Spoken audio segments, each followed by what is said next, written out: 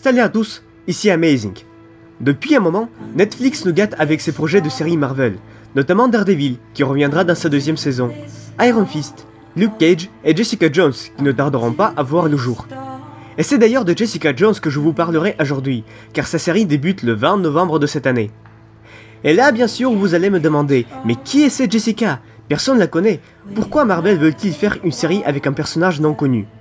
Et je vous répondrai, parce que même Iron Man n'était pas si connu avant la sortie de son film. Mais il y a d'autres raisons intéressantes.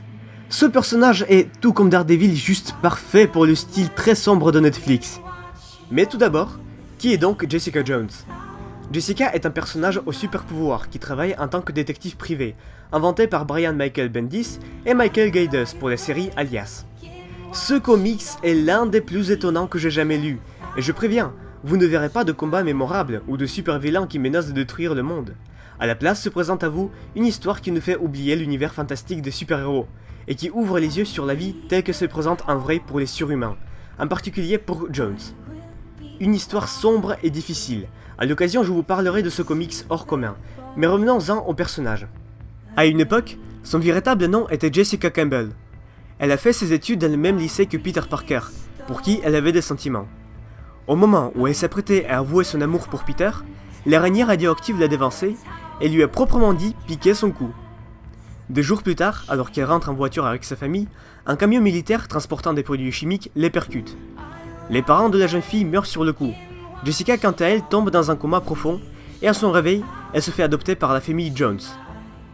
Dans son lycée, alors qu'elle était victime de moqueries de Flash Thompson, Peter lui sympathisait, car il la comprenait comme personne d'autre.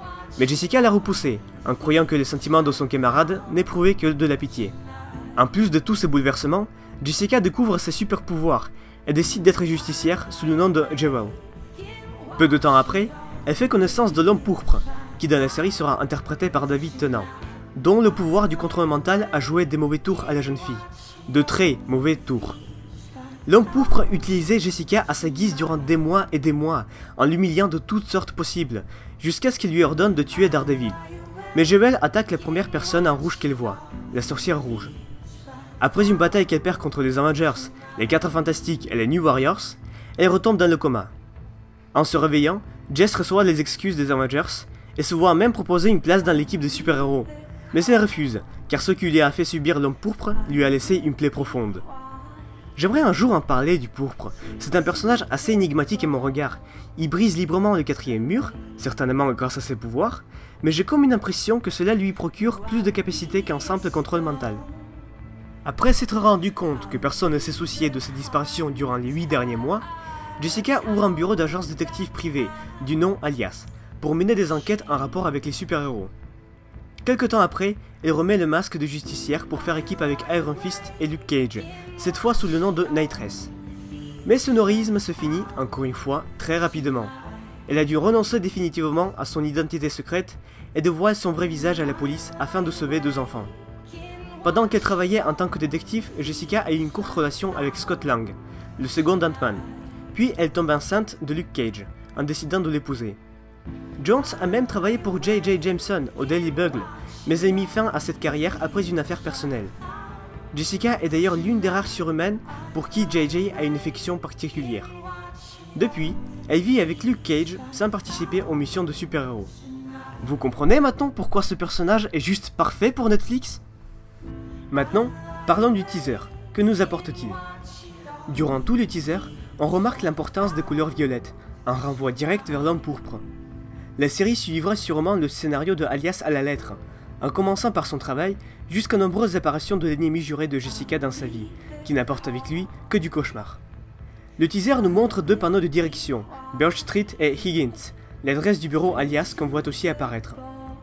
Jessica est un personnage en dépression et alcoolique. Le verre du whisky renversé souligne cette importance. Comme je l'ai dit, Brian Michael Bendis a inventé Jessica Jones en voulant créer une histoire détective noire et relativement réelle, même en présence des super-héros. C'est peut-être ça qui manque un peu aux comics Batman d'aujourd'hui. Dans la série, l'agence Alias devra en effet enquêter sur des affaires de l'ordre surhumain, ce qui apportera beaucoup de clins d'œil. Mais ce n'est pas tout. Dans les comics, l'histoire de Jessica Jones est directement suivie par l'arc de Civil War. Le lien étroit avec le film du même nom qui sort en 2016 est donc inévitable. L'apparition des personnages des autres séries comme Daredevil ou Luke Cage, voire des personnages des films, est elle aussi très possible. Je vous invite à regarder cette série pour que vous voyez que même les personnages peu connus ont eux aussi des histoires époustouflantes. Mettez un like, abonnez-vous et partagez. C'était Amazing, à plus!